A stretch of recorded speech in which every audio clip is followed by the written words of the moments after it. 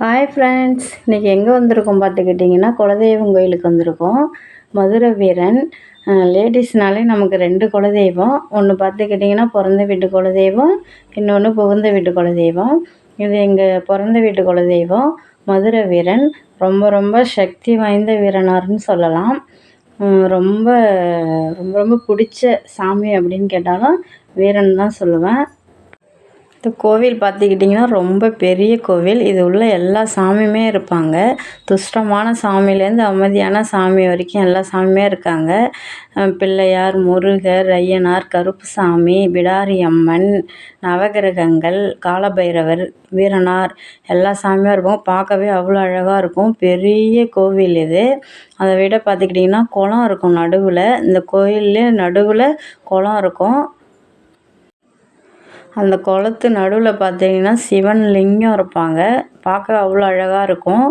அதுவும் மழை டைமில் பார்த்தோன்னா ஃபுல்லாக தண்ணி நிறைஞ்சி தாமரைப்பூ இலையோட அவ்வளோ அழகாக இருப்பாங்க பார்க்குறதுக்கு.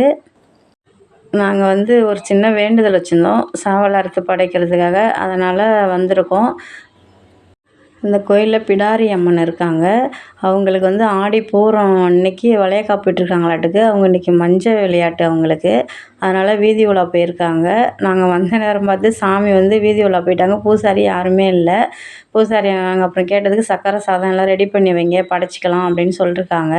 அதனால் நாங்கள் சக்கரை சாதம்லாம் ரெடி பண்ணிவிட்டு மாவாளுக்கு மாவு எல்லாம் போட்டு ரெடி பண்ணி வச்சுட்டு இருந்துகிட்டு இருந்தோம். பிள்ளைங்களுக்கு ஒரே ஜாலி தான் அங்கே வந்ததும். சுற்றி கோயில் நடுவில் சுற்றி பார்த்துக்கிட்டாலும் ஒரே கொல்லை, தென்னை மரம், காடு இந்த மாதிரி நல்லா அழகாக சூப்பரான பிளேஸ் இது. பார்க்குறதுக்கே அவ்வளோ அழகாக இருந்துச்சு. பிள்ளைங்க தான் ரொம்ப ஜாலியாக விளையாண்டுட்டு இருந்தாங்க அங்கே. பாருங்கள், அதுவும் எங்கள் சந்தீப்பு சொல்லவே வேணாம். சந்தீப்பும் ஹரிஷும் அவ்வளோ ஜாலியாக விளையாண்டுட்டு இருந்தானுங்க.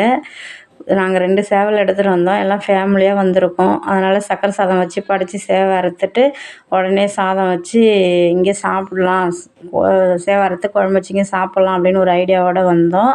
இன்னும் சாமியாரே வரல. சாமி வீதி உலா போன சாமியும் இன்னும் வரல. நாங்கள் 10 மணிக்கு காலையில் வந்தோம். ஆனால் டைம் பார்த்துக்கிட்டிங்கன்னா நாங்கள் படைக்கக்குள்ளே மணி 3 ஆயிடுச்சு.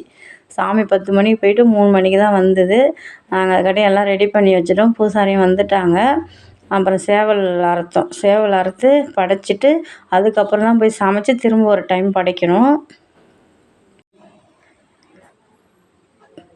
எல்லாம் ரெடி பண்ணி பசங்களுக்கெல்லாம் பசி எடுத்துருச்சு. எல்லாம் சோடை அடிச்சிட்டாங்க. டைம் ஆக ஆக வீதி உள்ள போன பிடாரி அம்மனும் வந்துட்டாங்க. அந்த ஊரில் பசங்களை பாருங்கள், செம்ம ஜாலியாக சாமி பாட்டு போட்டுட்டு அவ்வளோ ஜாலியாக டான்ஸ் ஆடிட்டு பார்க்கவே எனக்கு பார்த்து ஒரே சிரிப்பு தாங்கலை. அம்மன் பாருங்கள், சிரித்த முகத்தோடு அவ்வளோ அழகாக இருக்கிறாங்க. பார்க்கவே நேரில் பார்க்க அவ்வளோ அழகாக இருந்தாங்க. சிரிப்பு முகமாக இருப்பாங்கன்னு சொல்லுவாங்க பாருங்கள். அந்தமாரி அம்மனுக்கு ஒரே சந்தோஷம். அந்த பசங்க ஆடுறத பார்த்தா எல்லாருக்குமே சந்தோஷமாக இருக்கும். சாமி பாட்டு போட்டுவிட்டு அப்படி ஆடிட்டு இருந்தாங்க பசங்களாம். ஒரே என்ஜாய் தான் பிள்ளைங்கள்லாம். அம்மனை பாருங்கள் எப்படி இருக்காங்கன்னு சொல்லுங்கள். அம்மனை நாங்களெல்லாம் ரெடி பண்ணிட்டோம், படைச்சிட்டோம். ஃபஸ்ட்டு சக்கரை சாதம் வச்சு படைச்சிட்டோம்.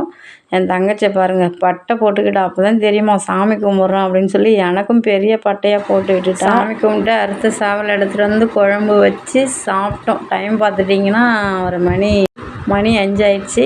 வீடியோ பிடிச்சா லைக் பண்ணுங்கள். பாய்.